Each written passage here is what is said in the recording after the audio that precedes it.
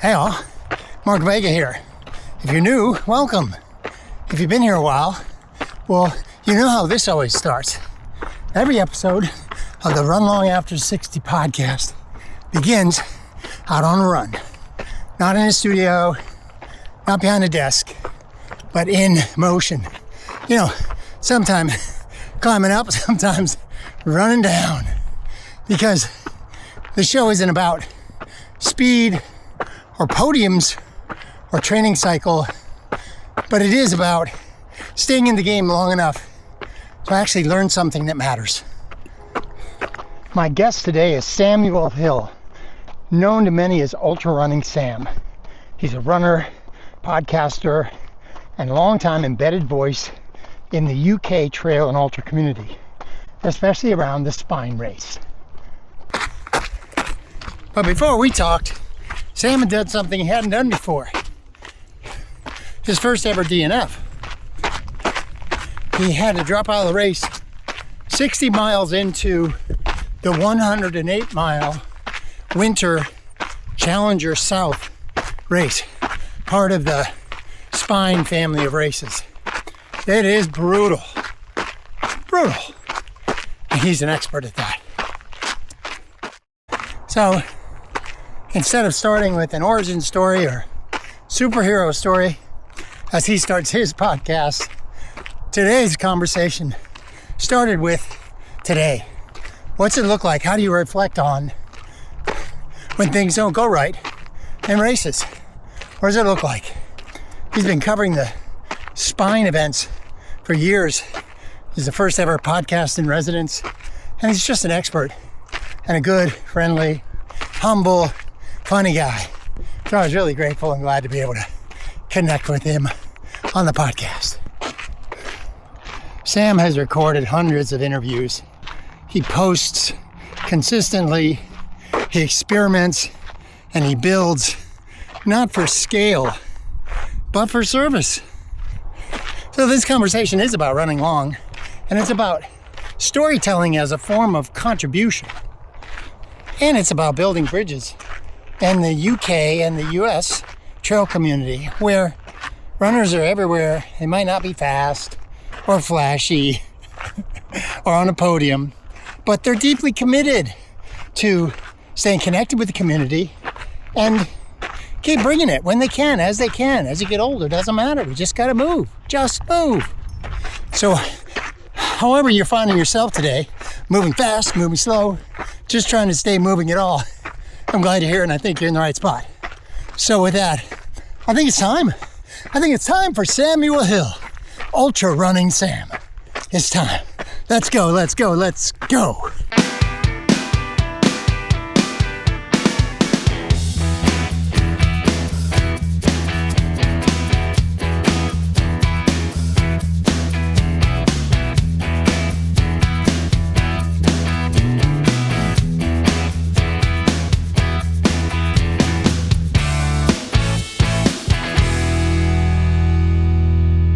There he is. I promised. It's Sam Hill, Ultrarunning Sam. I listened to this guy for years, and finally, we got him right here on the Run Long After 60 podcast. Sam, welcome. Thank you very much. I appreciate you having me on from across the pond. Across the pond, indeed. Unlike the way you start your podcast, which is kind of a little bit of a brief recap of what have you done, where'd you come from, all that. I don't do that because most of my guests are older, just like me, right? I'm 62. You're not that yet. You're not in your 60s yet, but let's start here. You just finished, or you just started Challenger South, the Spine Challenger South, which is a crazy race, 108 miles. That's insane. And talk to us about that and the result, and then we'll back into what is the Spine and who are you. But let's start with your most recent race. Yeah. So Spine Challenger South. So obviously the Spine isn't. We'll obviously talk about the Spine race as a whole thing, but the Spine race is made up of other races as well. So there's, as well as the big one, 268 miles. There's also smaller races. So there's the Sprint South is 46, 47 miles. Challenger South, 108 miles. Challenger North, 160 miles, and then the Sprint North, which is a new one, which is about 46 miles. And obviously you got the full as well. So I've done. This was kind of for me to complete the get a medal for every race in the Spine. So I've done the Sprint South, I've done Challenger North, and I've done the full Spine in winter. So what I wanted to do was do Challenger South, which is the shorter race, as the race goes, 108 miles. Yeah. So because I'd done the full winter, I know what that feels like, but I wanted to do the shorter race just to sort of see how it fit into the sort of family of races. So it'd been a sort of a goal of mine to do Challenger South for a while, and obviously for this race you need the same amount of kit as you do for the full race, so they make you carry everything. I think officially the kit list is 43 pages long, and obviously not. I don't think there's 43 bits of kit on there, but it takes up 43 pages when you print it off. So there's a lot of gear that you have to carry. But because I've got all of that gear anyway, doing any of the winter races is fine because I know that I've got all the mandatory required kit. So how many years have you been running, trying to put together all the pieces, including like you ran the whole thing already, the big one. So now you're getting the small ones. This is the last of 7, I guess, that you were going to try to get. So how long has you been pursuing that? And then before I forget, how much were you carrying? How much weight this time? So the first Spine race that I did was the Sprint South in the inaugural year when they put that on in 2021. So it was still under COVID restrictions. So there was still, I think sporting events could go ahead in the summer in the UK. So it was allowed to go ahead, but I think you had to wear masks and stuff in the checkpoints and et cetera, those kind of rules that we had then. So 2021, that was my first. And then I kind of done the races over the years picking. So what sort of made me do the longer one was that I volunteered originally on the winter race in 2022 on the checkpoints. I was curious about the race because I'd done the sprint in the summer and I wanted to see the winter race. So I went and volunteered on the checkpoint team at what was then the Middleton in Teesdale checkpoint, which is sort of quite a way up the course. Don't think how far it is now. It'll probably be about 160 odd miles in, something like that, into the race. Or is it 130? It's quite a way into the race anyway. So I volunteered there, and because I'd volunteered, the Spine race do a volunteer lottery. If you volunteered for a period longer than about 2 or 3 days, you get to put your name into the hat, and then they pick 10 people every year after the race who were volunteers. If your name gets pulled, you get to pick any of the winter races for the following year. So you could do sprint, you could do any of the Challenger races, but also you could do the full race. My name was the last name picked in the volunteer lottery. Okay.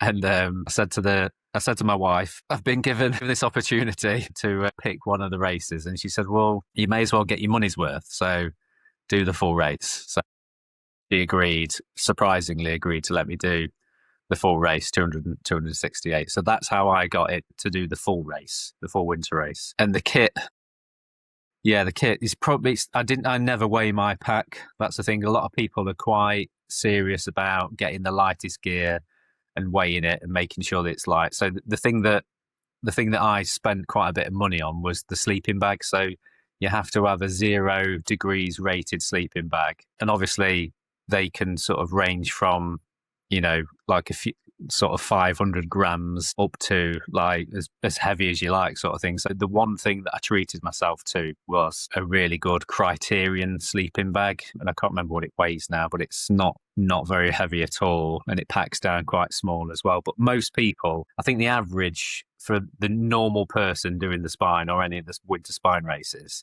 is about 7 or 8 kilos, I think, something like that you have to carry, which doesn't sound a lot, but when you've got it on your back, plus you have to carry your food and a certain amount of water. So it all kind of adds up. So, but I know that some people, like the likes of John Kelly, he will get his pack down to about 4 kilos, something like that, which is great. You know, if you can afford that kind of gear, the really, really, really super lightweight stuff. Well, there's a difference between survival and thriving, I think, you know what I mean? So, and with someone who's got a legacy, and I met him, not in person, but it was because of you and your content that I was introduced to a bunch of characters from the UK that I never would have heard of otherwise, and from all over, including one character. Maybe she was on, I've never seen her on camera, but there's a character that you make sure you mention frequently, I think, from my listening, and that is your wife. So I love that you're constantly, you're like, you know, she said, no, last time, not going to do it now, or whatever. So I love that as you, and every time we retell those stories, right, we get to massage them and put in the right nuance and with love and care and attention or whatever has to happen in that, you know, that particular time. So that's pretty funny. I love that she said, get your money's worth. And so you did. So you did. Once you finish the main winter spine, the main spine race, I think that puts you at a level of performance and endurance. You rocket to the top of a lot of different lists of that we might characterize as elite ultra runners, right? Someone wins Moab or someone finishes the debut Arizona Monster or something. That's crazy and that's insane. That's wonderful. The spine race is unique and different. And I didn't know any of that until the last couple of years as I listened to you and caught up on other things. And you've been at your media game for a long time. And I still want to get back to the Challenger South story, but I don't want to forget to understand when it's completed, what does that do for your confidence, not only as a runner and a volunteer and a member of the spine community, but as a content creator, knowing that you're in the running space? I think it obviously adds a level of credibility to you as somebody in trail running media in the UK. I think the fact that I've been around the race and I've been talking about the race for long enough, and I think it kind of all developed organically together. So as I became more obsessed with the spine and volunteering and then doing the races and then getting involved, my level of media interactions with the race went up as well. So that first year that I volunteered at sort of ignited a spark in me that I wanted to do the race at some point. I saw that they were just, when you volunteer on the race, you see that the people are like normal people. You kind of build them up into these superheroes kind of thing. But when you're there and you see them, you realize that they're just normal people that are broken by this race. And some of them make it through and some of them don't. And you think to yourself, could I do that? And at the time, probably when I was volunteering, I looked at them and I thought, I don't know whether I can do that, but I'd like to have a go and just to see if I can do that. And that sort of ignited the spark in me. But as I was around the race more and more, my confidence in my knowledge of the race sort of grew as well. I sort of just put myself out there and started to just try to get interviews with as many people as I could to do with the race. And then somehow, over the last sort of 2 or 3 years, my podcast has turned into basically the podcast about the spine. So we know, I joked this year that it was Spinemas. So, you've got Christmas and January rolls around and you've got Spinemas. So everybody's looking forward to this event. And somehow the Home Trails podcast, obviously I know that I used to go under, the podcast used to be called the Ultrarunning Sam podcast. And even before that, when I first started, it was called the Understanding Ultra podcast back in the day. And it's evolved sort of thing as time has gone on. But now I think that in the UK, people recognize me and recognize the podcast as being very much connected to the spine race. So much so that every race that I go to in the UK, if I'm running with somebody, someone will say they'll run with me for a few minutes, and they'll just turn to me and go, "Have you got a podcast? Because I recognise your voice or I recognise your face." Or they'll go, "Where do I know you from?" And I embarrassingly have to say it's probably the podcast. And I realised that once that first started happening, it made me realise that, you know, when you see the numbers of people listening to or watching your podcast and the content that you put out, you don't always connect them with real people in the real world. But then when you actually meet them on a race and they're people that look just like you or similar to you, or look very different from you, in fact, and they tell you that they listen to the podcast and that they value it and they thank you for being there in the space, then that's like that's a reassuring thing for me to know that I'm doing the right thing. But it's my Does that give you more of a boost than knowing that you finished the winter spine in the first place? Yeah, to be honest, it's probably finishing that race and finish it in the circumstances that I did finish it in, which was, if you've listened to the podcast or not, that you know that, and I've said this, that in fact, my post about my DNF at my very first DNF at Challenger South kind of reflected on this, the fact that anyone who knows me, anyone who listens to the podcast, anyone who knows me as a runner, knows that I don't give up in races. My thing is that I was kind of subtly proud of the fact that I'd never DNF'd a race in all the years that I've been running. So I've been running since I'm now 46. I've been running since I was about 20.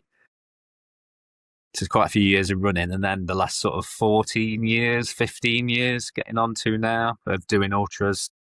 And I was proud of the fact that I'd never DNF'd. And in fact, that was probably the fact that I'd never DNF'd a race was the thing that stopped me from doing a backyard ultra, because I kind of knew that if I did that, that is the ultimate DNF, because you know that at some point, unless you win it, which is unlikely, you know that you're going to DNF that race. So I'd kind of shied away from, even though I know that I've got to do one eventually, I kind of shied away a little bit from that, because I was worried about how a DNF would make me feel.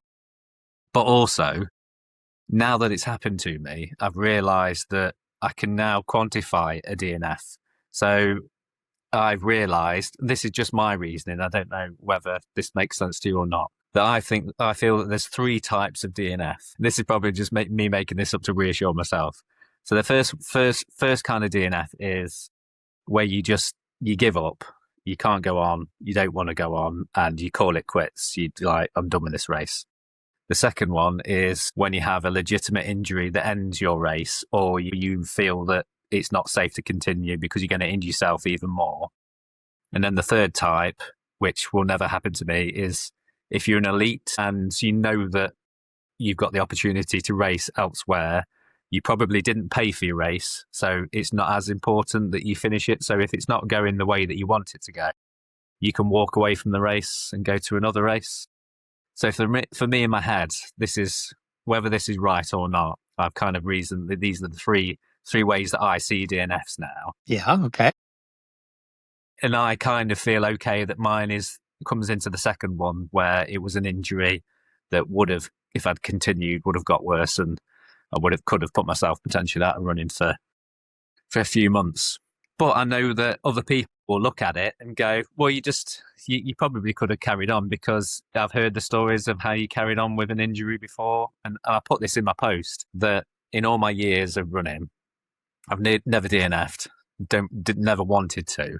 And if my legs work, I will keep going. So when I continued in the full spine, my legs were actually intact, and that's fine. It was, the injury was my head and my hip, which was okay. So I kept going in that scenario. But this was different. This was a different feeling. So in my head, I've quantified it as being okay to have DNF'd in those circumstances. And the post was beautiful. The way you captured the image, and I want to put this up in post, like you were like, this little like sad pose. Until I read it though, Sam, I didn't realize that you hadn't DNF'd other races, because here's why. My understanding of who you are, it's not important whether someone DNFs or not. So I didn't realize, right? I didn't realize you'd carry it around, because after you race for a while and you don't DNF, then you realize, oh, well, I haven't DNF'd yet, right? So it might be in the back of your head. And I remember a handful of interviews that you did. I can't remember the persons, but you spent time, and I do this too, but you spent time getting your guest to articulate the difference between just giving up and then somehow having the knowledge. This might be the trickiest thing. That's why I think that number 2 type of DNF is a big gap, a big widespread, because if you're aware that you've got an injury, you break a bone and your leg looks like this. And then you're like, okay, all right, I'm out. But when you have other kinds of injuries, you have to have enough experience in the world and in running and your own body. So talk to us about that decision in this race. It's a 108-mile race. Remind us how many miles you had run. And then you drew upon all your information, all your wisdom, everything you know about Sam, Ultrarunning Sam, that it was an injury that you can't ignore. And you're going to come back to run again and again and again. So talk about that. Talk about the moment you realize it happened, how long you kept going, and then in the moment you're making the calculation, I got to stop. The most responsible thing for me and my body and my futures, I got to stop. So talk about that. Yeah. So did you see those pictures that I sent through to you on email? Yes, I've got them. They're fantastic. Thank you. So the first couple of images that I sent through to you were of the snow early on. So where the race starts in Edale, there was a bit of snow on the ground and ice. But we knew that obviously once you go up the first climb, which is called Jacob's Ladder. So you run for a couple of miles before you get to Jacob's Ladder. And it's just basically just like a giant staircase that zigzags its way up onto the Kinder Plateau, which is the first section, which normally, under normal circumstances, is really boggy. So if you've heard about the English like fells and the bogs that we have here, it's basically just like ground that is like peat bogs, so peat that people use for burning traditionally. Probably they do it a lot in Ireland. I think they still burn peat in Ireland, but not so much over here now. It's kind of protected, but it's basically just like spongy and mossy. There's 2 that you sent from south. Can you see that? What's this one? Yeah, so that was actually climbing up Jacob's Ladder. So that was the first big climb as you climb up, and there's snow everywhere, and that was great. So that was really grippy, loads of traction. There was no need for spikes or anything like that. You could just, plow your way through it. And in fact, some of the sections across the Kinder Plateau, because of that snow, were actually more runnable. So Kinder can be like a bit of a death trap, because you can be running along and you put your foot on the ground, and the ground just goes from underneath you, because it's just like water and bog, and it's not a firm footing. So it can be quite hard to sort of pick your way across the top of Kinder. But because of the snow and because everyone else had ran before you, there was only a couple of bits that had drifted and you could run. And the river crossing called where there's a waterfall called Kinder Downfall, that was all frozen and there was no water at all there. You could literally just run straight across the top of it, just snow. The river was underneath it. And then the tricky bit was, so the second picture that I sent to you was, once you drop down off Kinder and you go across, there's a load of slabs that go across the plain, yeah. So you then enter a bit called Snake Pass. So Snake Pass is like infamous for in winter. It's one of the roads that the local authorities will close as soon as the weather starts to get bad. So it's unpassable when the weather comes in. So they'd closed the road for a couple of nights before, and then reopened the road when we went across it. The Pennine Way goes straight across it. But on the other side of that road crossing, you head into like that where that picture was taken. It's almost like an ice tunnel. So it's like a natural valley that's there, a small like PT valley that had all snowed out. And so you could run through there, and that was great. There was some slow bits, but it was okay. But then you got to the bit where, obviously, over the course of a couple of days, tourists will come and they will park on the road and they'll walk across Snake Pass and they will sort of hammer the snow down. But because the weather had been so extreme those couple of nights before, the snow had come in and it just drifted. So there were sections where you couldn't see where the path was. It was just, as you look at it, it looked like just a snowscape. So they looked like sand dunes, but there were snow drifts. How far along in the race are we at that moment? So this is only probably 13 miles into the race. So you can still see people, right? You're still seeing people at 13 miles? Yeah. Okay. There's still people, as in when you go over Snake Pass, there's people there that have gone walking for the day, and they will venture so far. But the bit that we were getting to now was kind of beyond the barrier of where the tourists would kind of go, or the hike. Maybe a serious hiker would go there with all the gear that they needed. And you realise that because the path just sort of disappears and it then turns into just post holes. So we, as a group, were running and we all just sort of all ended up in a big chain. There was probably about 8 of us all together. And we were literally just snow like posted, where the only place you can put your feet is the place that the previous person had put their feet. So you were constantly and by this point, the snow was so deep that the footprints that I was putting my feet in, the snow was right up to my groin. So, and I'm not very tall, so I've only got little legs. So it was quite cold. That's exhausting. And you're only 13 miles in or 15 miles in, and you're already having to lift your legs all the way up every single time. My goodness. Yeah. It actually felt like it was probably 12 or 13 miles in, but it felt like you'd probably done like a marathon's worth of effort by that point. So you were already feeling drained, and you could kind of tell that the feeling between us all was chatty before.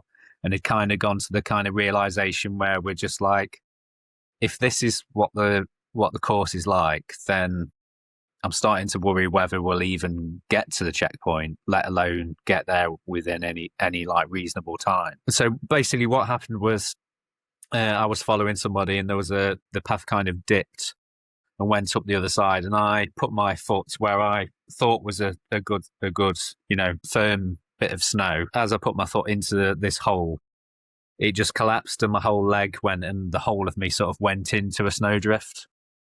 And as my foot went through the snow and it was obviously like there was a stream underneath it. So it was like a snow bridge that was going over a stream. And my foot went through. And as my foot went through, my toes hit a rock and my full body weight sort of flexed on my calf and my heel.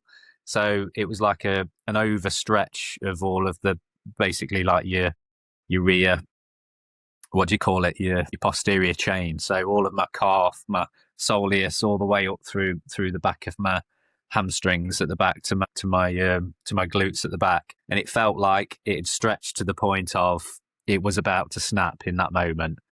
And I thought to myself, this is the end of my race. This moment here, literally 13 miles in, my race is over. So I stopped, there was a couple of runners behind me that were close. I just let them go by. I sort of stood to one side and I kind of assessed it. And I thought, I kind of stretched my toe and just thought, it doesn't feel like it's particularly like torn. It just feels like an overstretch, like a strain.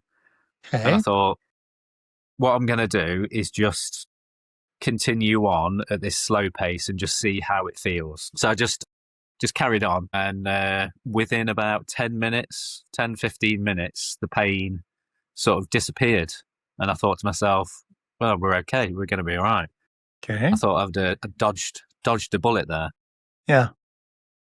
Which was fine. And I carried on, got to Hebden Hay, which is the checkpoint. I felt okay there. Didn't feel anything untoward with my calf or anything. Just felt generally drained by getting there. But once you get into the checkpoint, it's a real good chance to sort of reset. So I changed into fresh, dry gear, my heavier gear that I would go through the night in. So I'd been running in a lightweight Gore-Tex jacket with a Montane base layer underneath. Yes, we should pause for a moment because you look so fantastic in those photos. You need to use those photos somehow. So I was thinking about the thumbnails. I'm like, man, this guy's a rock star. Anyway, that's an unsolicited reaction there. The photographers on course, I know obviously because I've been and done media on the race for a few years. Right. Know all the photographers, so I seem to get a bit of special consideration by the media team that they'll try and take as many photos in cool places as possible, and I see. make Very sure good. Well, you nailed it. you're- You nailed it then. and they send them to me straight away, so I've got them. Good. So did you swap out your shoes and your everything at the checkpoint, or? So what I've got a pair of Merrell Gore-Tex shoes that have got the built-in, the ones that have got like the built-in Gator zip that comes up the front, and Yep. they're not completely waterproof, but they are essentially like waterproof trail running shoes, and with like a high top basically that seals itself when you zip it up. And they are, from using them on the race before in winter, I know that they're like perfect because any snow that goes onto them doesn't soak through. You don't get wet feet. So my feet, when I got to Hebden, which is like 48 miles in, were absolutely fine. The only thing that I did was I put 2 pieces of K-tape on underneath both of my big toes. And that was purely because earlier in the week because it had been so cold, I've been getting chilblains. Do you know chilblains? Is chilblains a thing in the US? No, So no, I've not heard that term. Kind of like nerve damage from the cold. So it's like a very mild version of frostbite. A little bit of frostbite. Yeah, okay. But it doesn't it's not permanent, and it just kind of lasts for like a few days sort of thing. So I've been suffering with that, getting rid of that. And my feet and those big toes were a bit sore from that. So I taped them up just like as a precaution. But no, I stayed in the same shoes because my feet were dry basically. Swapped to another pair of waterproof socks just in case, and then I took with me my heavy duty waterproof trousers, which I didn't wear actually, which I would have worn later in the race when the rain started to come down, but I didn't get the chance to. And I wore a jacket, which is a thicker Gore-Tex jacket, and mountain equipment, which is another UK brand that you wouldn't have heard of, that do heavy duty outdoor hiking and running gear. So it's probably more of a hiking jacket than a running jacket because of the thickness of it. What time of the day is it when you're at 48 miles? So you're almost halfway there. 48 miles. We set off at 10 a.m. We should have set off at 8 o'clock, but they delayed the start because of all the conditions on the roads for people traveling to the start. So it took me, it's about 13 hours. So we got in there, it must have been like around, so what would that be? So it was about 13 hours to run 50 miles in the snow and did I hear that right? Yeah, 13, but probably closer to 14 hours, something like that. But That's flying. I have to slow down so my little brain can understand that. You got high snow, it's insanely cold, and I can't put it together how fast your body has to be moving to make in that time. That's impressive. You're probably talking about between 15 and 20 minute miles, something like that, you're covering to get in that kind of time. See, I've run that route plenty of times, and I've done that route in like 10 hours, something like that before in the summer. So I know the route, and I know which parts of it are runnable. So if there is a section that you can run on, you do run on, because you know that at some point in the race you won't be able to.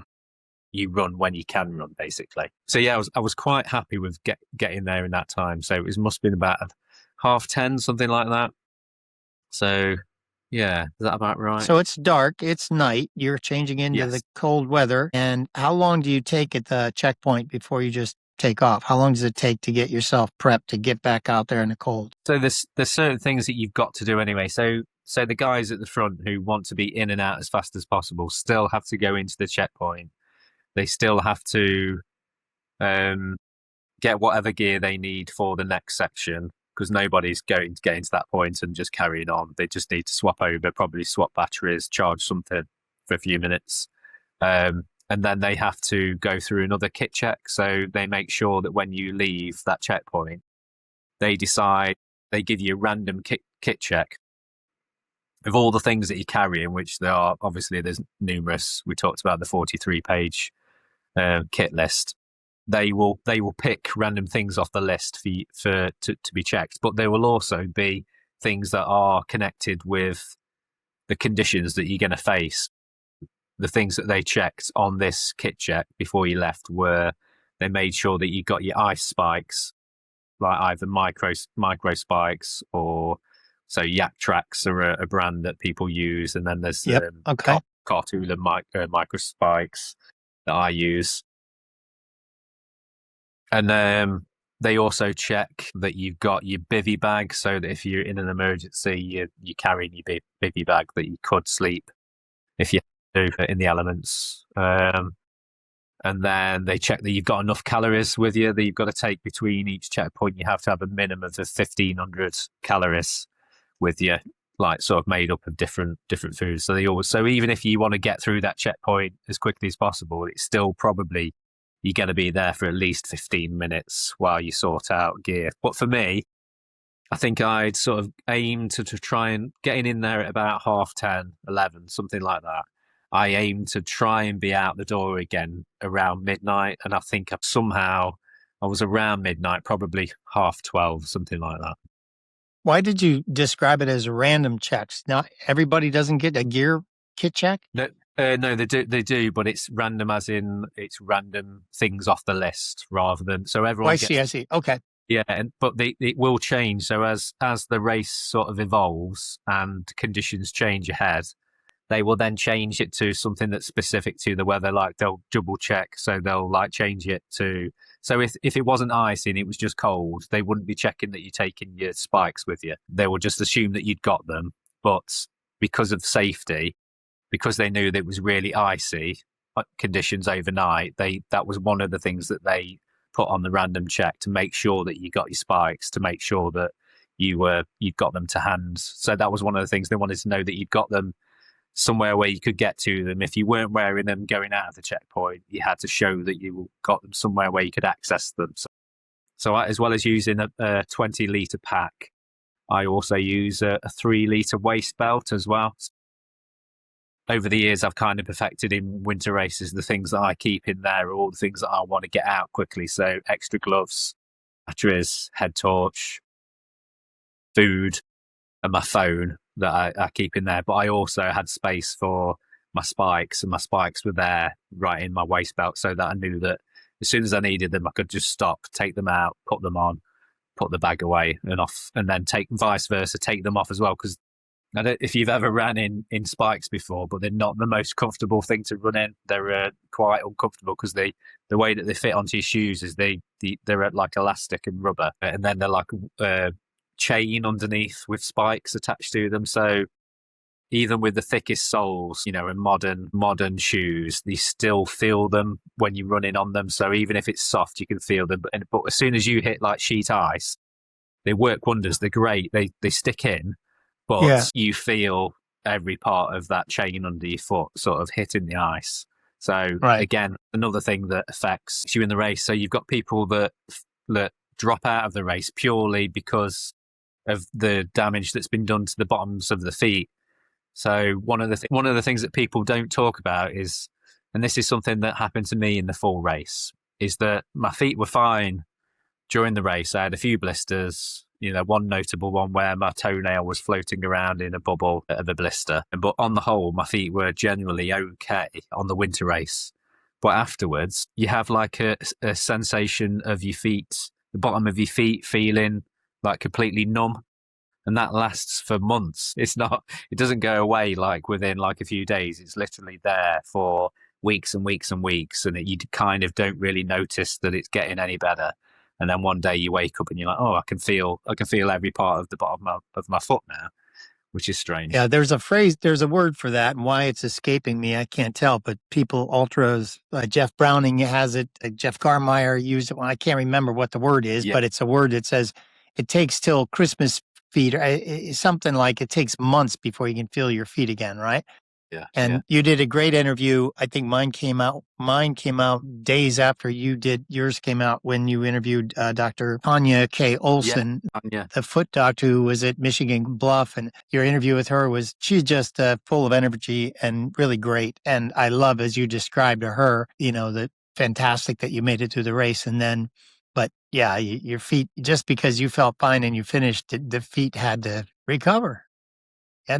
So, two things. Number one, that Montaigne belt you've got that in those images, that's really cool. I'm going to look that up. Like I love Ultraspire. It's my favorite brand, but I too like to carry, primarily because I'm slower and I need to have everything I need, right? So I've run a lot of long runs, 2-hour runs with a racing vest with hydration and also a weight belt with hydration and other things.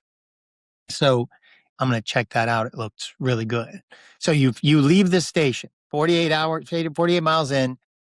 Do you have your spikes on the moment as you're leaving, or no? No, because there's like a road section that you have to run. Like the checkpoint is like probably a mile off the Pennine Way. So you kind of come off the Pennine Way onto a road, and you should go straight over to carry on the trail. But the checkpoint there's an arrow to the right, and you have to go all the way down a road, which feels like a long way to get down to the checkpoint.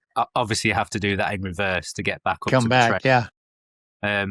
But it was as soon as I got back to the trail and started to go up the first climb, I realised that I needed to get the spikes out again to get up there, and they stayed on pretty much through the night. So there was a couple of sections where I took them off where you dropped onto roads, and they just didn't. You can run in them on roads, but they absolutely kill your feet. They really destroy your feet. So you just want to stop and take them off. So I've got quite good at being, even with like cold hands and gloves on, I've got quite good at being able to get them off and on quickly. So I did that a few times in the night, but for most of the night I had to wear them because the trails, obviously the weather that we had was we had loads of rain that then turned to snow and stayed snow, and then froze on the first night, on the Friday night going into the Saturday, which was the day that the race started. But then overnight it then started to thaw out and it started to rain, but that hard packed snow had like turned to ice, and then the rain would come down and it would freeze again. So you were constantly running on sheet ice that looked like it was just water, but when you hit it, you realised that it was like black ice because the ice was underneath and the rain was on top of it. Then it would turn to snow a little bit, and it just was constantly going, depending on what height you were at. So you were climbing up and down. So as in the lower valleys, it was rain and ice, and then as you got to the top, it turned to snow and everything. So that was the kind of thing that you were faced with, and I think that over that night section was when the injury kind of came back, and it started to. So what I thought had sort of been a close call, and I'd got away with it, stretching my calf and my soleus muscle out to the point where it felt like it was going to snap. I think the up and down, hitting ice, putting spikes on, running on roads, climbing up and down, climbing down, picking your way through horrible terrain, just all accumulated over the night. And I could start to feel this like deep burn inside my calf muscle. And I thought, it's coming back to get me now. This is coming back to bite me. And when was the last time you felt that, or had you been? Well, did you know it was there the whole time, or no? No, I'd actually forgotten about it since wow. it happened within the first, because that had happened within the first few hours of the race. Yeah. On Snake Pass. So in my head, it was a problem that had happened and it had gone, and it didn't turn into anything. But then, as the night dragged on, and the rain came down, and the ice, and running on horrible ice and snow, and just wet, horrible rocks and stuff, I could just start to feel this burn coming back in my calf muscle, and I thought, I know what that is straight away. That was the thing that I thought I'd got away with early in the race. It's actually now turned into something. But it wasn't until sort of these final couple of descents, the way you drop down into a valley, into a village, into Loversdale, where eventually I did drop, I realised that I just couldn't keep up. There was a guy that had overtaken me, and he was talking to me. He knew who I was from the podcast, and we were chatting a little bit, but I couldn't keep up with him. He was just walking, and I was like, I'm trying to move as fast as I can, but I feel like I'm completely unsteady on both feet because I've got this pain, and because I've got this pain, I'm like trying to use my other leg more. And that was starting to feel like I could feel my knee starting to hurt. And I thought, well, that's fine because, off and on, I've had knee issues over the years. I can deal with that. Right. But this pain in my calf, it got to the point where I just couldn't come downhill. So Wow. after a couple of climbs and descends where people were just coming past me, like walking past me, and I'm like just hobbling. And I thought, this is getting worse. That I need to kind of. What I wanted to do was I knew it was bad, but what I wanted to do was wait for the daylight to come. So sometimes when you go through the night, miraculously you can feel better once the sun comes up. So in my head, I thought, is this a little bit in my head? And is once the sun comes up and the new day begins, will I then feel differently about it? And will this pain sort of subside? And that was kind of the last kind of hope that I had, was that things would feel better once the sunrise came up. But sure enough, it didn't. It just felt worse. So I got to this point where I was in Lothersdale, which is where there used to be a checkpoint, actually. There used to be one of the local triathlon clubs used to put a checkpoint there, and they would give you hot food, hot drinks. And it was like a bit of a haven once you'd like dropped off this horrible moor that nobody wanted to be on. So I think in my head, probably what I would have done is I would have spent some time at that checkpoint, got warm, and assessed it from there and decided whether I was going to continue. And I imagine the safety team would have probably just told me to drop there anyway. But as I dropped down onto the road, and the safety team were there watching me come down the road, and I was just sort of like hobbling from one leg to the other. Are you limping, or like what are you limping? Yeah, limping. So I'm limping, sort of trying to keep the weight off my left leg, which is my bad leg.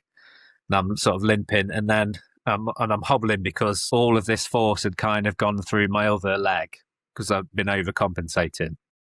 So I just looked like, I don't know what I looked like, to be honest, but it was bad enough. It looked like it was ready for you to get pulled off the race. That's what it looked like. Like, this guy's not going to survive.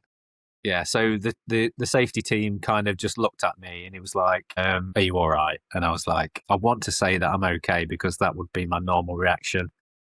But no, I'm not all right for the first time in a race. I don't think that I can get to the end of this race with the way that my leg feels. And at the time, it was, I think, because I'd been thinking about dropping, I was thinking, I don't think I'm going to get to the end of this race. It wasn't until I kind of vocalized it. Once I'd vocalized it to the safety team that I'm not okay, I think I'm going to have to drop here. As soon as I said it, it just made complete sense. And the guy was like, yeah, I was like, is it a problem for me to drop here, like logistically? And he said, to be honest, this is the best place for you. If you are going to drop, then this is the place to do it, because conditions are so bad over the next, between that point and the next safety team points.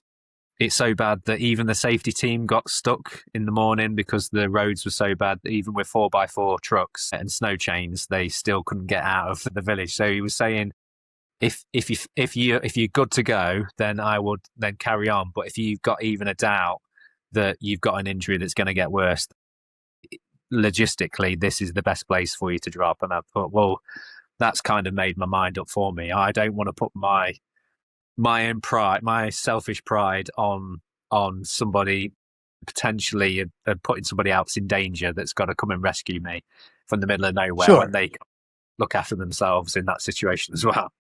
Sure. But I remember on some of your other podcasts, your other conversations where you come into an aid station and you're like, you're not sure. And you describe the power of the language body language and vocabulary of the volunteers.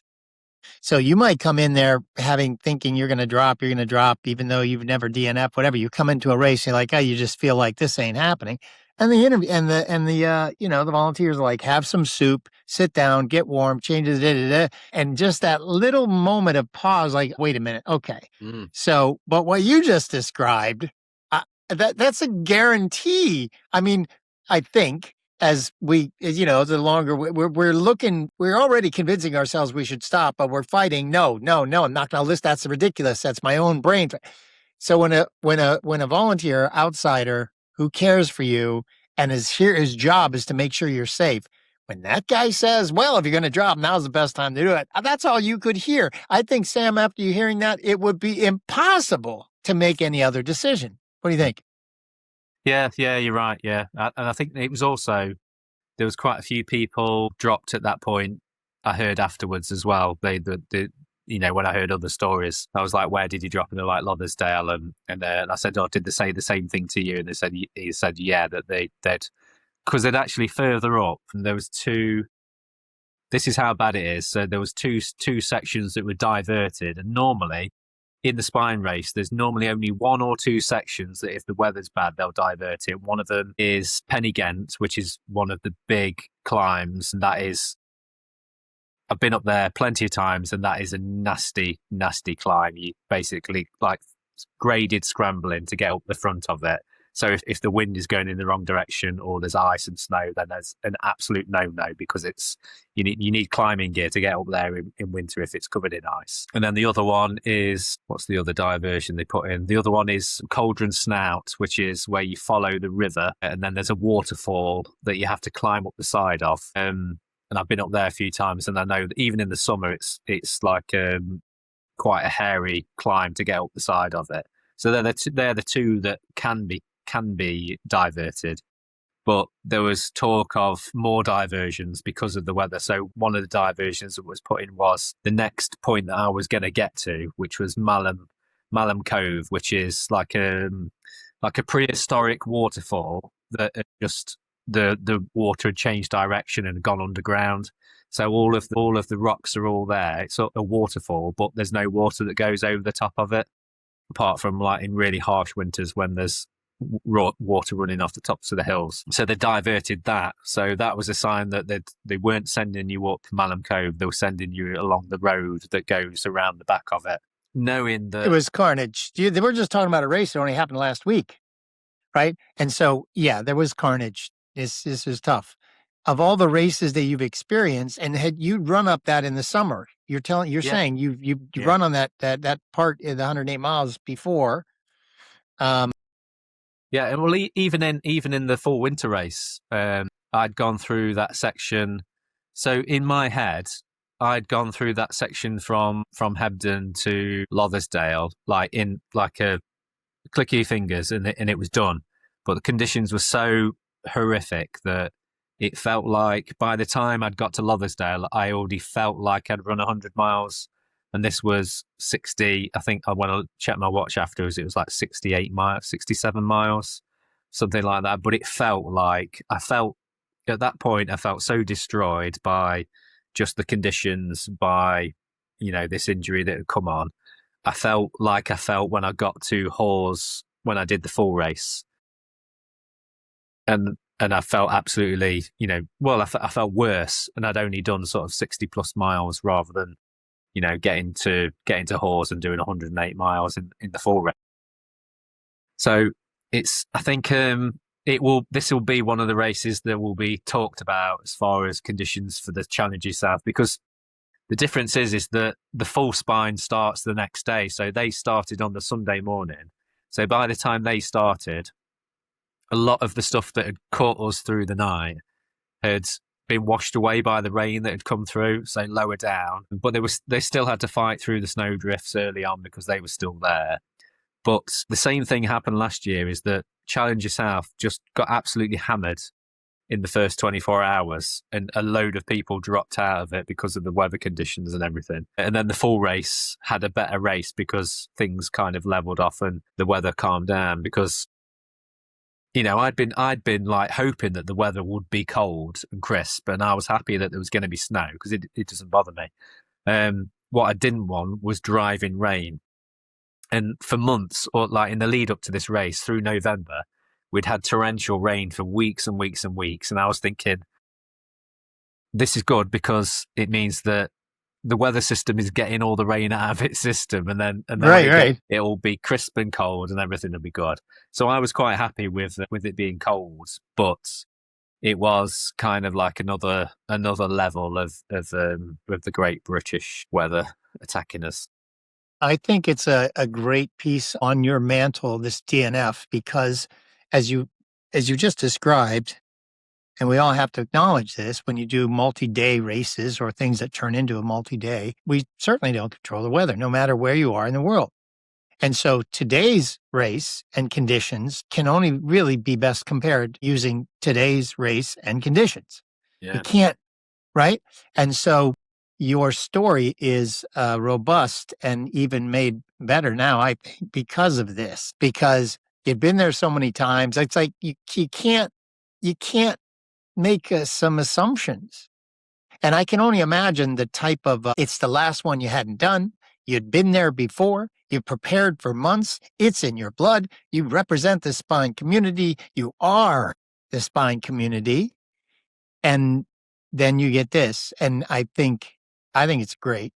I mean, I'm sorry to the extent it was right, but I think it's good, man. It's like, it's a better, if you got a medal, okay, so what? Now, according to who you profess yourself to be, like this is not going to be the end of it. You are the spine. So you'll have to get back there sometime. And had you done Challenger South in the summer? No. So I've only ever done it as part of the full race. So this was the reason why I wanted to sort of tick it off and do it and do that distance just as a standalone. As a hard winter race, but as a standalone race, other than because I know doing the full race is such a commitment for training and for the family to sort of sacrifice me away from the family to train for it and to be fully prepared for it. And then the carnage that ensues after the race of just being like good for nothing for weeks and weeks and weeks. So in my head, it was this wasn't the easier option, but it was a better option than the full. Yeah, better, necessary. I can imagine the character of your wife, when she says you better get your money's worth. What a difference. The entire arc of all of it might be very different had you not been able to complete that full spine. You're unstoppable. Right. I'm just saying, like, we make these choices, but once you've done it, you're here, you're good, you're here to stay. Leads me into this, though. How do you, aside from just the spine races, how do you choose which races to run now? Not just Sam, the spine guy, but you did the valleys, you did these other races I'd never heard of that once I get to follow UK runners, found this guy, David Dix, who's hilarious, and I'd never heard of, but I found him because of the art dietitian. So yeah, I found out about that. Anyway, so I looked at the valleys. How do you pick your races now for you? So, I mean, it'll be the same in the US, that there's these iconic races that everybody knows about in the trail and ultra community. So, like you say, you've got the spine is like the pinnacle of winter trail running in the UK, and it's equally feared and loved, in equal amounts. So it's got a level of respect that, if you say that you've done the spine, people, if they know what the race is, they, sort of tip the hat to you.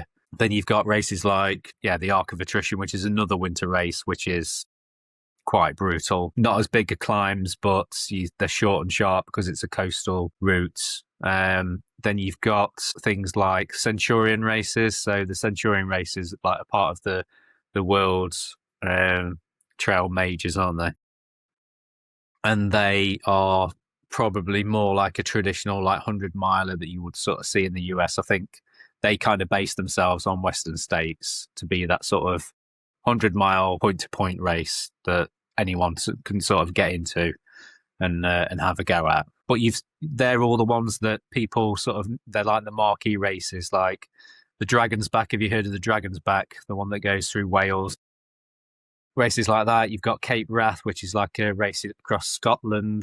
Then you've got the Northern Traverse. You've got all of the races that go through the Lake District. There's also, there's so many sort of high level races that the elites do, but then you've still got your local grassroots races. So what I like to do is I like to try and pick a big race, but also try and do smaller races.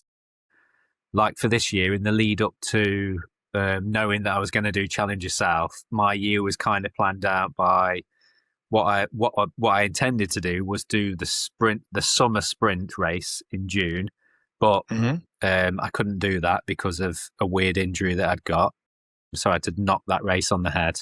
So that was going to be my first sort of build-up race in June.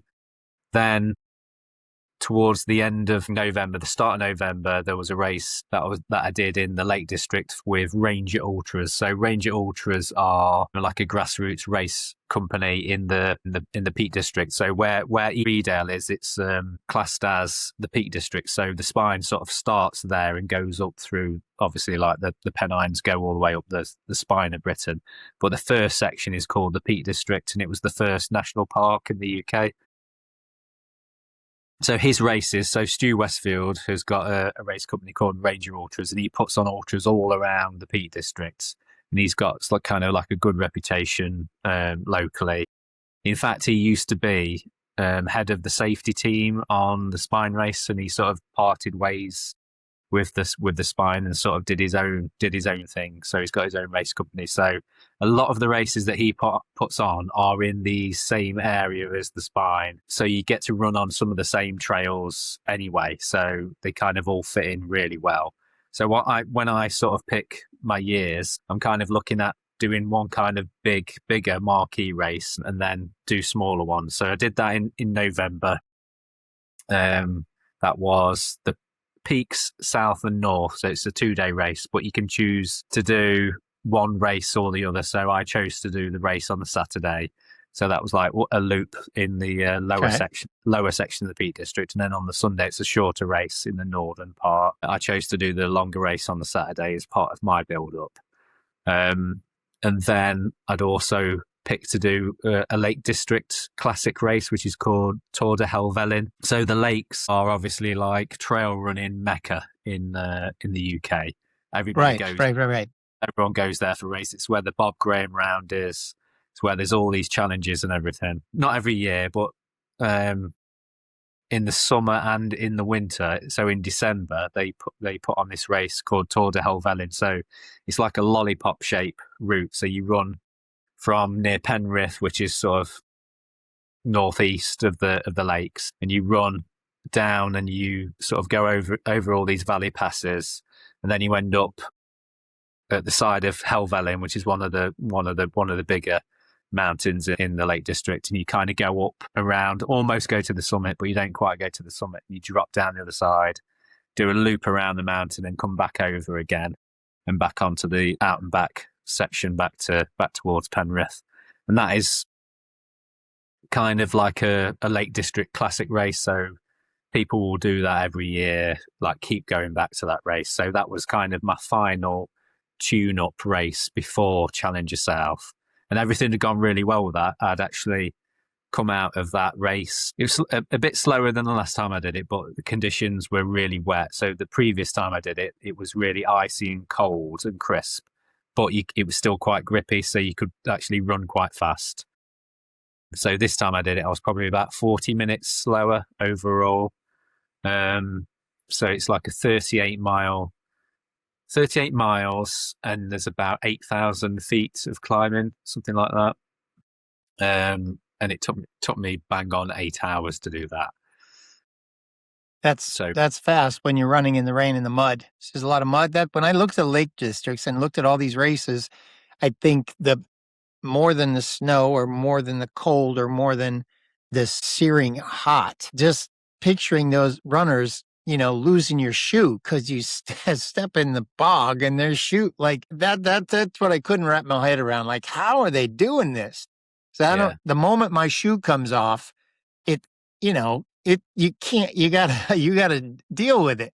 But I remember seeing some people like they just, how they got 300 yards to go across this bog and they just lost their shoe. Like, what are they going to do? So was it like that? This last one, was it like?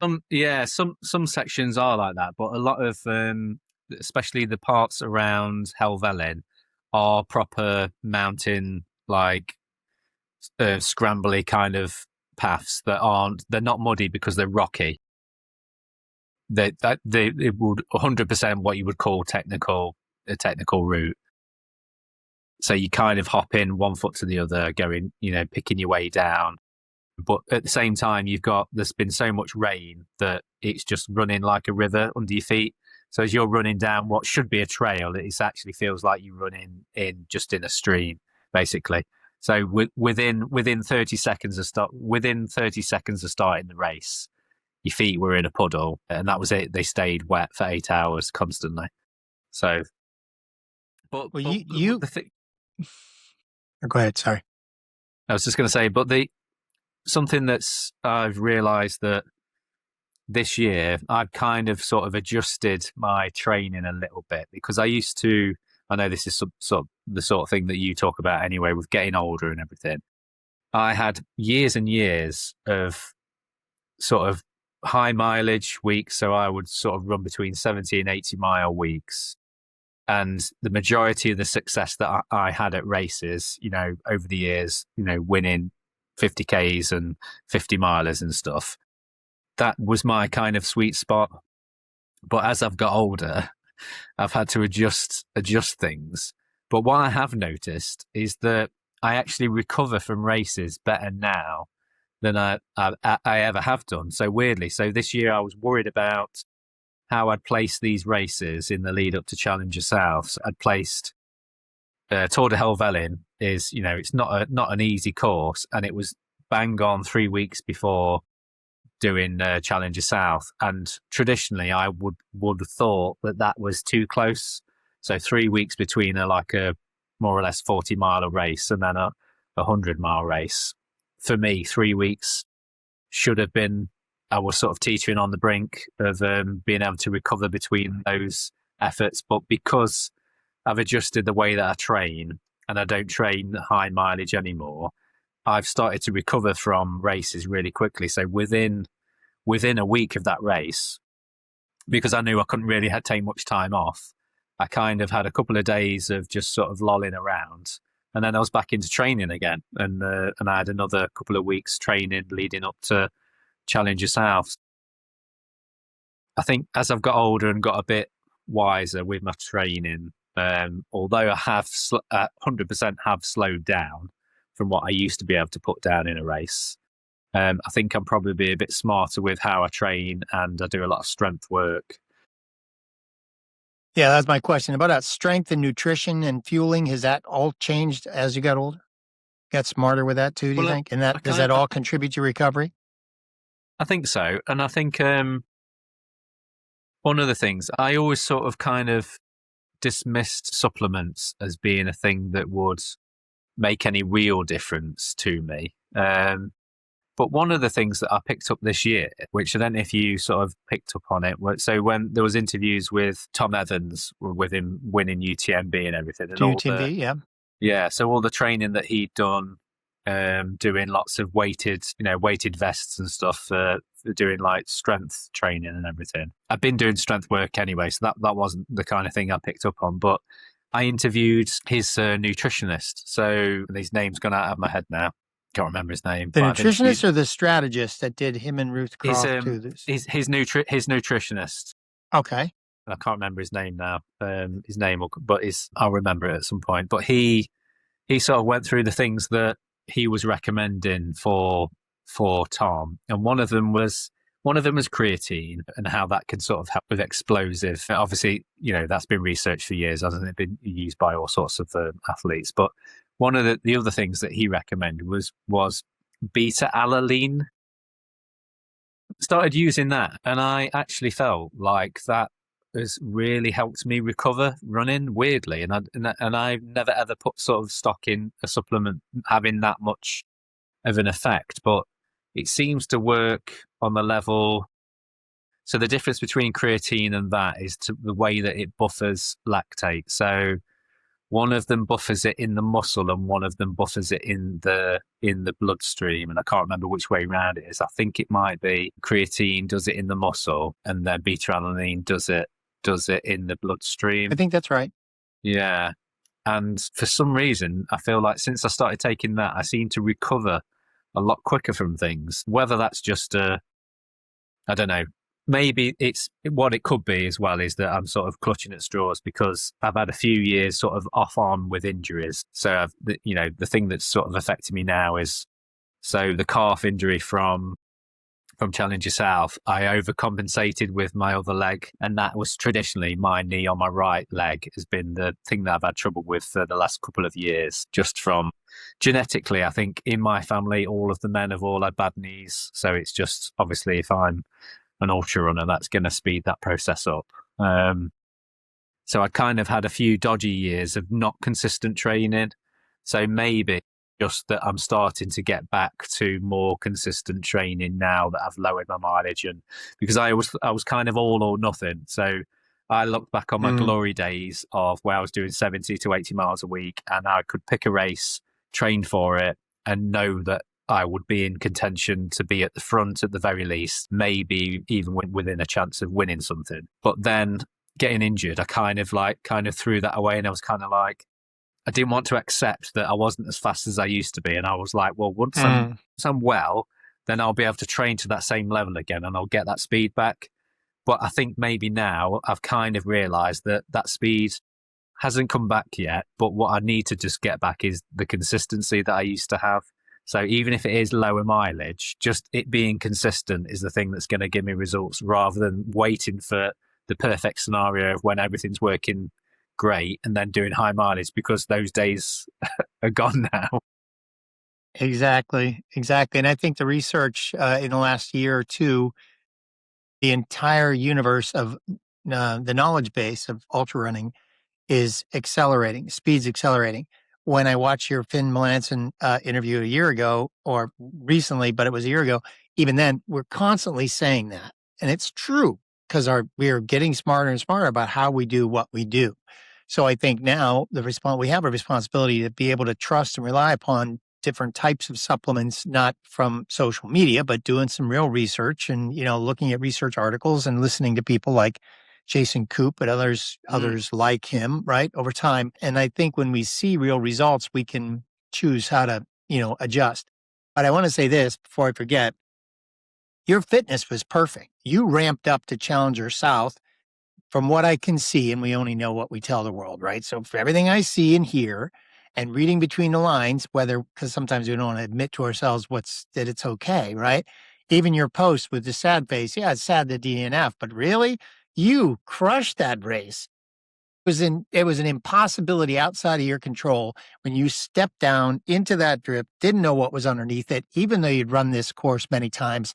You're out. And you didn't just collapse on the ground. It took you another 40 miles, 50 miles to realize, okay, I'm done. So you were trained, and now it's less than a week later, and you're saying, thank goodness for your quicker recovery. I love that. So congratulations. That's how I'm urging you, my friend, to store that in your long-term memory, because you're ready now. And with that, I'm still getting to the same question. So what's next? What else is on the calendar as you take advantage of your level of fitness, which is incredibly high? Yes, you got to repair that injury, but it's high. So what's next? What's happening in the next couple of months? So I've got a place on, like, thinking further ahead. I have got a place on one of the summer spine races. Not that it always comes back to the spine race, but I like to do one of at least get myself booked in for one of the summer races so that I can just do that as a standalone race and then not worry about having to do media. Whereas next winter now, I don't feel like I'll be going back to do Challenge South, because it's not really a niche that I've got to scratch, because I know that I've done that section during the fall race. So it's not like I'm completing something that I need to do it because I need to piece the race together. At the minute, I don't feel like I need to go back. Right. Okay. And I know that next winter I'll probably be more busy by going back and doing media again. So one of the things that I'm doing this year, this is just sort of an aside to the running, is I'm doing a bit more media work at other races. Last year at the Spine was last winter. I did my podcast in residence from the Spine, and that was sort of like a bit of a brainwave for me. I was like, this is the sort of thing that I can do at other races. So I then took that to, went to the Lap, which is a race in the Lake District, which is like quite a notorious race for sort of being a very open and friendly race that anyone can go to, but it's still a hard race to do. But I went and did a podcast from there. And then I also then was asked to go and do a podcast at 13 Valleys, which is a race that is put on by the Great North Run, which is like a big British running empire that puts races on everywhere, sort of thing. They've got one of the biggest half marathons in the world, the Great North Run, and they've sort of ploughed all of their experience into trail running, and they've put this race weekend on called 13 Valleys. And there's different races you can do now. There's like 5 valleys, 7 valleys, and 13, and that's great. People should sign up for that if they hear about that. But I went and did a podcast there. And a few people have sort of heard it, and then other races has kind of inquired to me about the possibility of going to do podcasts at their races. Companies got in touch with me and asked me to go this over the summer and do some podcasting work, but also do some presenting as well on the official media team. So rather than me doing my own standalone thing, I'll be going and sort of doing some on camera presenting for the race. So that's one of the things that I wanted to do. So because of that, this is a long way to get around this story, is that's why in the summer I'll do one of the Spine races, because that will scratch the itch of doing a Spine race. But then next winter I want to do more coverage of the Spine. So one of the things that I think is lacking with the Spine race, and I've said this to them for years, is the ability to sort of live stream the race. So although there are cameras that you can sort of look at to see places and see people coming through, the kind of coverage that Western States gets, and what's the Cocodona. So there's a thirst there. There's a need. People want to see race coverage of big races, and I feel that the Spine is missing out on something there. And I've asked them, like, for a few years running, are we going to ramp up the sort of live coverage? And they are doing, the coverage they put on is great, but I feel there's like something a bit missing there. So I would like to kind of fill that gap. So next year, what I want to do is go back and take some people with me to do some filming on course and do some live shows in the evening, probably do like a Facebook live show that goes out from a studio talking about the race and talking about what's happened in the day and everything like that. That is my ultimate goal, is to get to that point. So that's kind of shaping how my year will be. But as far as races go, the only thing I have got booked is the summer sprint south. So that's like 46 miler on the Pennine Way. And that's the only thing that I've definitely got booked in so far, because I kind of was focused. I wanted to fully focus on Challenger South, and that's what the year kind of led me to that. So this next year, I don't know. It's still open-ended at the moment. Thank you for that comprehensive answer, number one. Long gun. Number two, so your participation in the Challenger South is complete.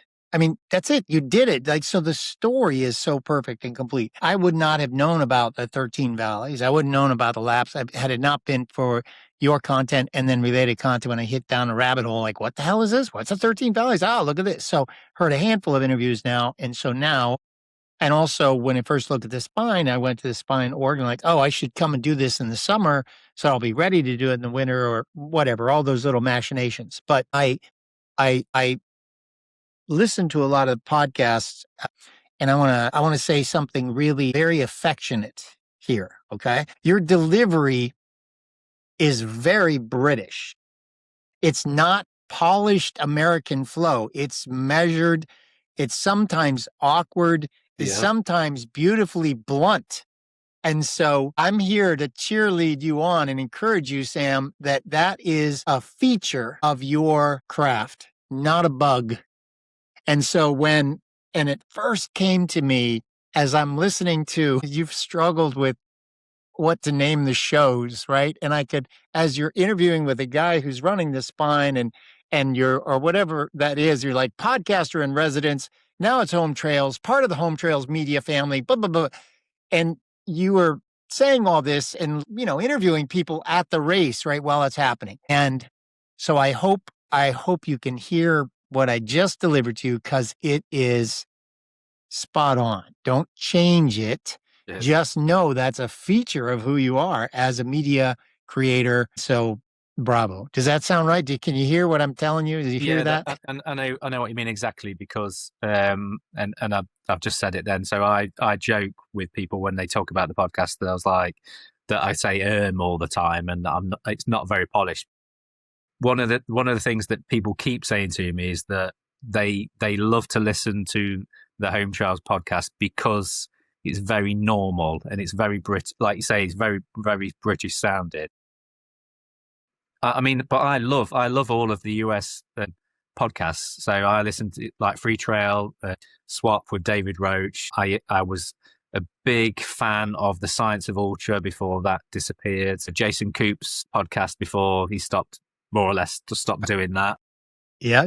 Finn Melanson was Single Track. So I love those kind of podcasts, but I know that Home Trails will never be that kind of podcast, because that is very different to the way that I do things. But the people that I've spoken to at races have said the same thing. They've said, I love listening to your podcast because it's not, they've actually, someone said to me at Challenger South that some other British podcasts are trying to be more like an American podcast, and they're trying to sort of be too polished, and it feels a bit unnatural. What I do is just a conversation with somebody. So I'll find common ground with them and just have a conversation about running, and I will bring in my own experiences to it, and how I can relate to the runner, and have a normal conversation with them, because they are just normal people, aren't they? At the end of the day, they're not. We put them on a pedestal sometimes, but actually they are just normal people, the same as us. Right. And I think, let me be really clear, I don't hear you ever say ums. That's not what I'm talking about at all. I'm talking about the blunt, no matter who the question is, no matter who you're interviewing, you'll say something. And if it's just really good, it's just really solid. I think it sparks people. They like to listen to the question, and they really try to answer the questions you give to them. And I think that's powerful. It's really powerful. I think here's the word. I think it's durable.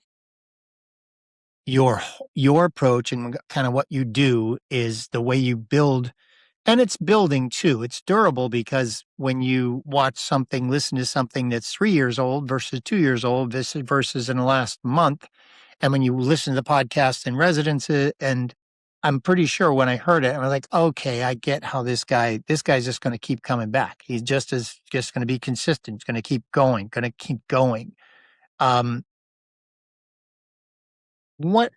How do you define success for you now, let's say, versus when you started? Would you define it? In running or in podcasting? Podcasting, sorry. Yeah, the media is all blended together. Yeah. I think you've answered the running part. The running part takes you're fit, you're in your 40s, you've answered that. But now this is connecting you and remaining solidly connected to the ultra running community, first in the UK, but of course, as your willingness to expand outside. Yeah, I think initially when I first started the podcast, so the sort of origins of it were, and you probably heard me talk about this maybe, was that during COVID, during the lockdowns, my local running club that I was a member of, not anymore because just because my membership's lapsed now, but my local running club that I was a member of decided that, because we couldn't go out and do club runs or anything, that they would sort of join up on Zoom and have a bit of a Zoom chat and everything. So I kind of joined, and there was a suggestion. Somebody made the suggestion that we should get a runner, like a famous runner, if we could, to come on and give us a bit of a chat on our running club like Zoom meeting. Everybody kind of like was afraid of like to be the host of it, so they were saying somebody needs to ask the questions, and then one of the guys in the club, I remember his name now, apologies to him, he said, well, what about you, Sam? Do you fancy hosting it and asking the questions? You seem like you're okay sort of being on camera. How would you feel about doing it? I was like, to be honest, I would quite like that, because for years I'd listened to podcasts and thought I'd love to start a trail running podcast, but I'm too scared to do it because I'm probably too scared of the technology that's needed and maybe the idea that you're kind of putting yourself out there and would anyone listen to it. But I thought this is a kind of a safe bet, that this is just for our running club. Nobody has to hear it outside of the club other than, this group of like a few hundred people if everybody came on, sort of thing. So that's what we did. We organised. I just sent an email to Beth, Beth Pascal, who won Western States a few years back. So she's a British runner, and she lives like quite local. She used to live quite local to where I live in Derbyshire, and I thought I can get her email address off social media. So I got her email address and just sent her an email saying, I'm from such and such running club, the Mickleover Running Club. How would you feel about coming on to just give us a quick chat about trail running? And I think at the time she'd not long done set the Bob Graham record as well before lockdown. So I thought she'd be a good person to get on. So we got her on. I asked a few questions. We recorded it, sent it out, and I had a lot of people sort of saying to me, you're quite good at this. You're quite good at asking questions. You thought about doing a podcast? And I was like, right, okay, that's the kind of validation that I need to think I could actually do a podcast. So I literally that was it. I decided to do one from then on. And in the early days, I just like sort of did one every 3-4 weeks, something like that. Not many. I just interviewed a few people that I sort of looked up to in trail running. So I got like Zach Bitter. He was one of the first people that I interviewed. Mike McKnight, a few scientists that I thought. Yeah, you've had some great ones. Some interesting people, and it just began as like this project of I was convinced that I could do it. I wasn't particularly convinced that it would be better than anything else or as good as anything else, and I just thought I just want to try it and have a go, and never really paid attention to the numbers. Like it was never about that. It was never about how many people are listening, how many people are watching the videos when I did put video versions up. But eventually it kind of then did turn into that the app started telling me how many people were listening to each episode. And I was like, oh, actually, people are actually listening to this. And then people at races would then say, oh, I listened to your podcast, love it, best podcast that, for trail running and stuff. It kind of then turned into something that I feel like I could never stop doing it, not because I feel obliged to do it, but because I love doing it so much that I will always find time to do it. And if it gets to the point where I can't run and I can't do these races, I still am going to be that old voice on the podcast talking about the races and how they used to be years ago. And I'm okay with that. That's fine. There's new people that come into podcasting, set up new podcasts that are all, they're young, they're full of energy, they're doing these races, they've got an angle that they're going for, but I will carry on sort of just chugging along and doing the kind of thing that having the conversations that I would want to listen to. That's the only way I can describe it, is that when I interview somebody, I have the conversation with them that I would want to hear. And I know that's true because weirdly, and my wife disagrees with this, she thinks it's wrong. I listen to every single podcast that I do. When I put it out, I'll listen to it while I'm running or while I'm at work. And I'm okay listening to my own voice. Whereas she would say, "How can you listen to your own voice?" She cringes when she hears my voice on a podcast. She physically like curls up, doesn't like it, even though she's married to That's me. the function yeah, that's the function of something else that's unrelated to your voice. I love to hear all of that, Sam, that you are in it. And once you not only do you have the bug, but now you have a talent and you have I'm cheering you on with respect to your own platform. It was because of the DNF post that I'm like, oh, I'm going to reach out to this guy. Come on, it's time to kind of get a conversation going. Yeah. Who at this point now, who do you hope is listening for you? Every time you put out content, who do you hope is hearing you? I know that there's like a very loyal fan base, and because I've got like a WhatsApp community, and as soon as I put an episode out, people will comment on there and say, "Great episode, love this, love that question," that kind of thing. So I know that there's like but I also know that there's some of the like elites do listen to it as well, and that was something that's kind of took me by surprise, that I'd bumped into people and spoken to people and they knew who I was. And I was like, how do you know who I am? I know you because you're a famous ultra runner, but how do you know who I am, kind of thing? And it's because of the podcast. So ultra running is a niche sport, and doing stuff about the spine race is even more of a niche, because you've got trail runners out there that have kind of heard of the spine, but don't pay any attention to it. And then you've got people that are absolutely all in on it, like me, and people that I know, and they're the ones that appreciate the content. So for me, I know that there's a loyal sort of fan base out there listening to the podcast every week religiously. But I would like to obviously like spread it out further as well. I know that you'd sort of said about getting the content out to California, and I'd love that. I sent you those photos of me at Western States, and I'd love to. That's when I look at the numbers, actually the US is second to Britain. So UK, they've got the highest numbers of listeners, and then it's the US after that, and then it's still like different numbers for different countries around the world. I think you because you're more experienced now than you were a couple of years ago. You speak in great sound bites and great shorts. So that's really good, right? So you get these little clips of you getting out in the world. It's very exciting, and I can't. I find it odd and interesting when David Dix, this is the UK runner, the only person I've spoken with so far. He had just my posts with him had a whole lot of interaction on Instagram, which was interesting to me. And so you can target it a little bit. You can send it to an audience or another, but those big filters of the UK or whatever, they're very big. So I think people like things that are a little different to them. So a couple more things. I know you're in your 40s. You see amazing people who are a lot older than that. I started this podcast because I was over 60, and I'm like, and I didn't know. And when I was volunteering at a race, the Leona Divide race a couple of years ago.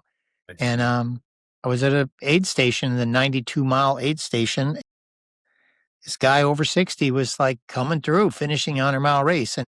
And at that point, I don't know why, but in my head, all of the older runners have long retired. I knew their names, but once I saw this regular guy in his 60s finishing a 100-mile race, that changed it all for me. I'm like, whoa, what am I doing? I am not done. There's got to be a lot more people out there. So after hearing you and others over time and watching the live stream, I think you're right. When Aravaipa and Mountain Outpost, put together, we watched Cocodona was the first, and then Moab, and then right now now they're everywhere, which is great. Western State, it's all really positive, I think. And I think, boy, there's no question you're at the heartbeat of it the moment that the spine race takes on that same thing. There's no question you are the authority, and you will be from a media perspective. So good for you. Keep up with that. But here's what I want you to think about, because when everybody is barreling toward their 60s, if you're running and you're in your 50s, you're not there yet. But when you're in your 50s, you're just running. You're not thinking about that.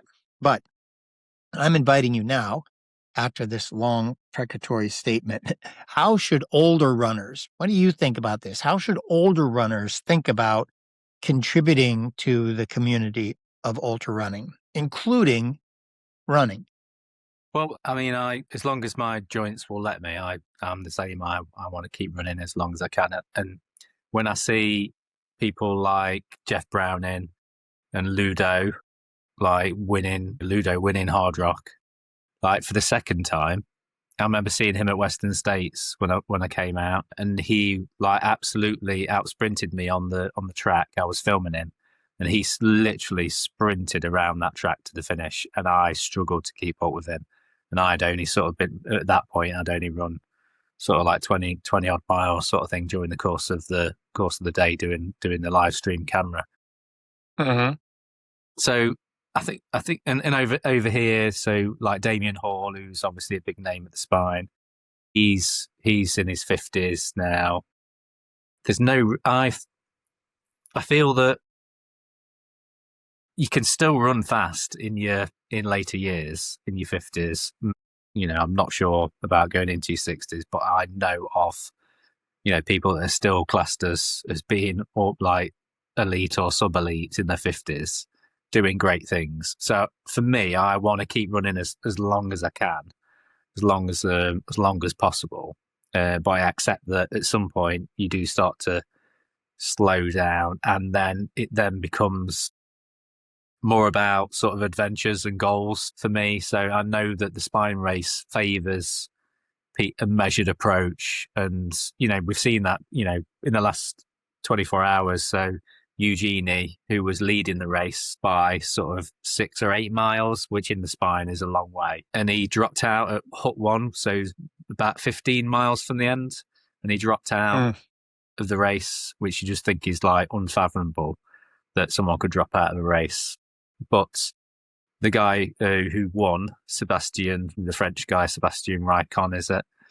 He's not a young guy. He's, you know, loads of experience in longer races. And I think obviously your speed goes down, your endurance and your race experience goes up, keeps going up, and probably your durability goes up to a certain extent. So I think that there's still years of running in people if you change your focus. So I've learned to sort of change my focus from wanting to podium at races and trying to be at the front to now being happy with putting together a good race. So rather than it being a fast race, if I've done things right, like I've fueled correctly, I've hydrated properly, I've looked after myself, made right decisions, that is success to me in running as I get older, doing things right. But also, yeah, if you can't run, then I would still be wanting to be as involved with the community as much as possible, which is why I hope that I'm still doing the podcast when I'm in my 60s and 70s. There's not many 70-year-old podcasters, I don't know. Well, I'll let you know. I'll let you know as I head toward there. No, he's not 60 yet either. I think now that everybody, so many, you know, when they said 200 is the new 100, and then now they're saying 300 is the new 200. 100s are so blindingly fast now that I think most people who are over in their 60s, if they're still trying to do this, 200s, and they've been running a long time, 200 seems inviting because the calendar, the schedule, the sleep, everything is different. And so I had the good opportunity to interview one of the GOATs, Captain Corbett, run more 200-mile races than anyone. It's just insane how long she's been doing it. I'm starting to have an opportunity to talk with a lot of people in their 60s who some are bringing all their experience with them, but some, like me, I didn't know how new I was. I just had no idea. I'm like, oh, wait, I've been running my whole life, but really, not really at all, right? I look at an ultra sign-up page and they're pages and pages and pages, and I'm like this little baby with just a handful of entries. So it's humbling and exciting at the same time. All right, here we go, Sam. Sam, you always start with, what's your superhero origin story? Let's hear it. So I'm glad that we didn't do any of that. Now here we are at the very end of our conversation, and here's what I want to hear. What part of your earlier life most prepared you for this version of you? For the last question, you probably asked the question that will have the longest answer. I'm here for it. I'm here for it, man. I want to hear. I think over the years, as a family, we've kind of had a lot of tragedy as a family. So when I was 18, my dad died, just dropped dead in front of me from a heart attack. A few years later, my younger sister was killed she was in a road traffic accident that left her like in a vegetative state for years, and then she eventually died of her injuries. Then my older brother last year died after a battle for a couple of years with cancer. So and there's been lots of other things as well in between there as well. My struggles with sort of coping with that, problems with addiction that sort of kind of run in the family, but were sort of heightened by everything that happened. I mean, that was like the reason why I got into running in the first place, was this kind of release from depression. With what happened with my dad when I was 18, with him sort of dying, dropping dead out of the blue, kind of left my mum distraught with two kids still at home. The others had sort of grown up and moved out. She kind of not neglected us, but she was dealing with her own grief at the time. So we kind of sort of went our own ways and obviously went off the rails quite a bit. So I sort of dabbled with, addictive substances, and a lifestyle that wasn't great. Sort of hit a very low point, and was massively depressed. Tried to take my own life at one point, but sort of came back, was put on antidepressants, and they worked, but I just felt a bit empty and realised that there was, I didn't really feel any highs, didn't feel any lows, because obviously that's how they work. They just keep you on a emotional level. But I went to sort of see my local doctor and had a chat with him, and he suggested, he was like, have you thought about doing any exercise? Like, is there anything that you like doing? By that point, I'd been snowboarding for a few years, loved that. Bit of skateboarding in my teen years, done bits of biking, and it was like, well, what about a bit of jogging, just like running, just to see if that makes you feel better. So that was when my running career kind of started, if you can call it a career.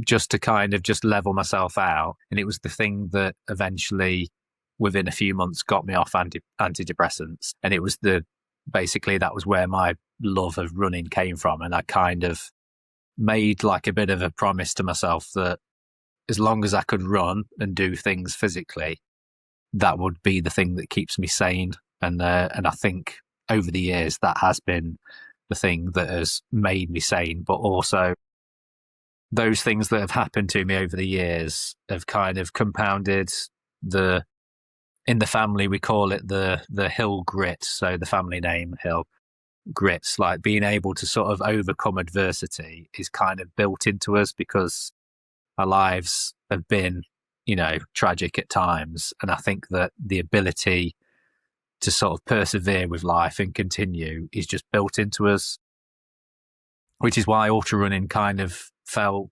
like an extension of that. So you're in a race, and they call it like life in a day, don't they? A race, a long 100-miler. So being able to cope with things that are thrown at you in a race is kind of nothing compared to your life if things aren't good in your life. So there's that kind of crossover there, that if you can cope with a life that's dealt you some bad cards, then you can cope with a race that will be over within 24 hours, 48 hours, or a week.